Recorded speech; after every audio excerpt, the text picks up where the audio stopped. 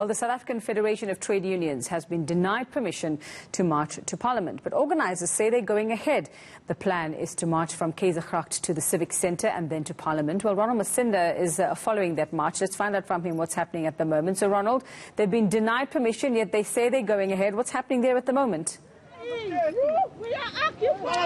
Well, there's a standoff at the moment between the protesters and police. The protesters are saying that they cannot be denied a right to protest. As you can see in the background, Yuveka, the police have blocked off the road, as well as the protesters, some of them lying on the floor saying that they are going nowhere. Now, I spoke to the police earlier on, and they said that the protesters don't have a permit to march. But for more on this, we will be speaking to one of the protesters. Abida, thank you so much for your time. Just give us an idea of what's happening now and why are the police denying you the right to march? According to the police, they are saying that if we want to proceed in our motorcade to Parliament, that it's against the Disaster Management Act.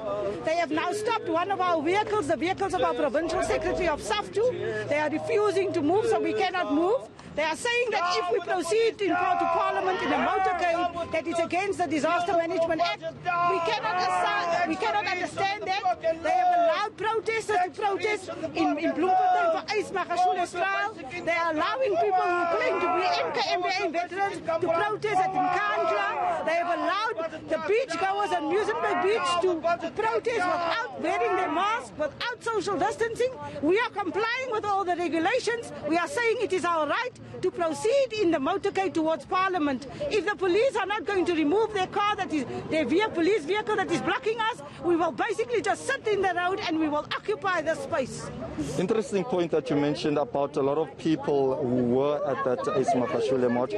But here we saw probably around 50 people, and the police still say that you are breaking the law. Indeed, we are not even 50 people because that is the appeal. Today is a national stay away, but we have said because we want to be responsible, we have merely asked our members and our supporters to stay at home, and we are just going to have a small action towards Parliament. Our application to protest at Parliament was also denied. We don't know what the basis for that was, and yet here in the very city of Cape Town, they allowed people to protest at the beach when they had no right to be on the beach. None of them were wearing masks, none of them were, but we know it is also because of the color of people's skins. Today we are predominantly black, we are predominantly working class, and we know this is simply based because we are black, and our demands, we are demanding against a budget that is anti-poor. So we know that is why we are being attacked today. We know it's a national strike.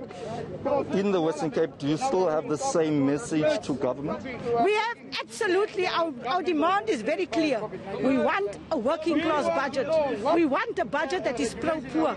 We do not want these austerity measures because the poor in the working class are suffering the most of all these budgets. It does not protect us. Abida, thank you so much for your time. Yuveka, I'm just going to walk across just to probably get a sense of what's happening in the background.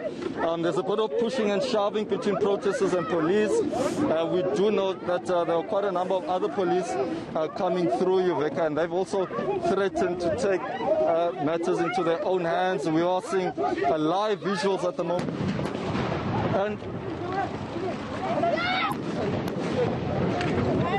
And tear gas, Yuveka, the protesters, one of the protesters has been taken by the police, might be going to the van.